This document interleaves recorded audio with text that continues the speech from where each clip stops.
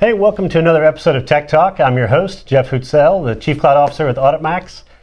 So today on Tech Talk, we talk a lot about emerging technologies. We talk about companies that are doing exciting things and the people behind those movements. Today, we are very happy to have as our guest Melisssa Hardwick with Acosta. Melissa, thanks for joining us. Absolutely. Thanks for having me. Yeah, absolutely. So talk about Acosta a little bit. For those folks who may not be familiar with you, tell us about the company and what you do. Absolutely. So Acosta, Sales and Marketing, actually, is a local company here in Jacksonville. We are certainly a leader in the CPG industry and a company totally based on values. We love our community and absolutely value the employees that work for Acosta. So we are doing great things at Acosta right now. Yep. We are embarking upon a major transformation, just had a recent CEO change.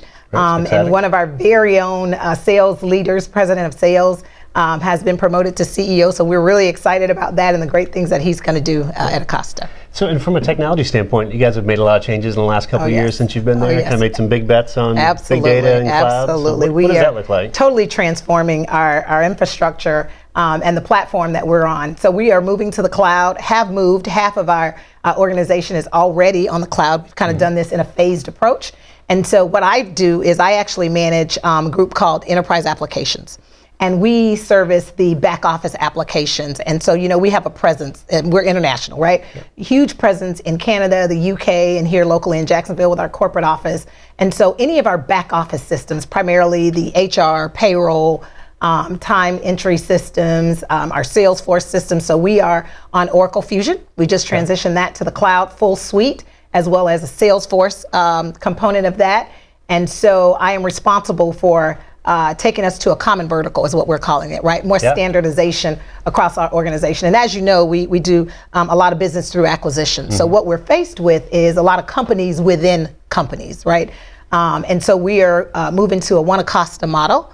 And so I'm responsible for that transition. That's great. So you're doing a lot of things. And you've been in IT for a while now. I have been. I actually started off as an accountant. I got my undergraduate in accounting and started off as a practitioner in the system. Loved the technology, decided that I wanted to move a little further and dive into the technology industry. You left spreadsheets? I left spreadsheets. I didn't want to be a bean counter all of my life, Jeff. I felt like my personality didn't match with that, although I love accountants, right? Just wasn't the thing for me. And so I transitioned. Basically, my story is that I came from being a practitioner in that space to a leader in that space.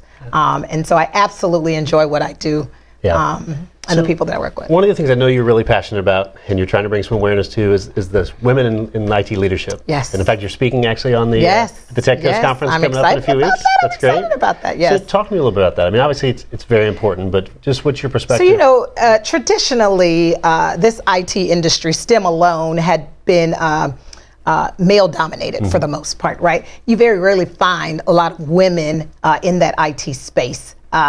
And for a number of reasons, we would be great at it, right? We're totally analytical as women, right? Yeah. But you just don't find very many women in that space. So why do you think that is? I mean, I've read a stat said that 57% of the workforce is made up of women, but only about 20% in IT jobs. Absolutely. So what do you think why is there that gap? I think that we traditionally, women, go for jobs that are more people-oriented, are more touchy-feely kind of jobs, right? And so we don't necessarily go to school and say, you know what, I am going to go and build something. We don't grow up, we grow up playing with dolls, right? You guys grow up playing with trucks and cars and robots. And break it to fix it, and so I think that has a lot to do with it. Sure. But I think now what you see is, as women enter in the workforce more and more, we run our families. We're excellent project managers, right? That's an IT field, right? You ask my husband, where are you going on vacation? You guys plan anything yet? And he'd be like, talk to my wife, right? Yeah. And so what we realize is that most of these projects from a technology perspective anyway takes a lot of organization, right? You're managing to budget, you're managing to scope, and we're good at that kind of stuff, right? Yeah. So I think women are now saying, we can do this just as well. And above and beyond that, right, I have a group of women that are really, really technical, like code, right? They desire to sit down and build code and see what the results are going to be. So I think we are just realizing that we can do more than raise our kids. Yeah. We can actually get out there and make a difference and build stuff and transform things. And so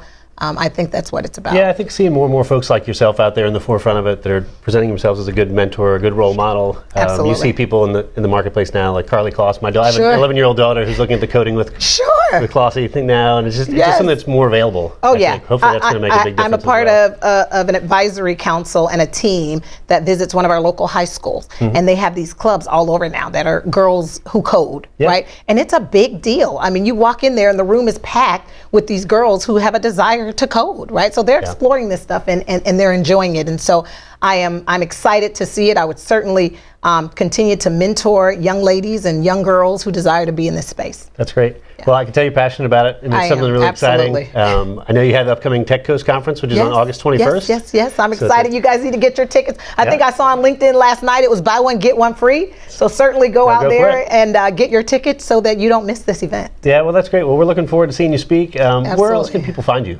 My contact information by way of email is mhardwick@acosta.com. That's great. We know you're on LinkedIn as well. I'm on LinkedIn, absolutely. So you can find me there, but excited. And I'm always in the community because I am an avid mentor. I love giving back. I love helping girls.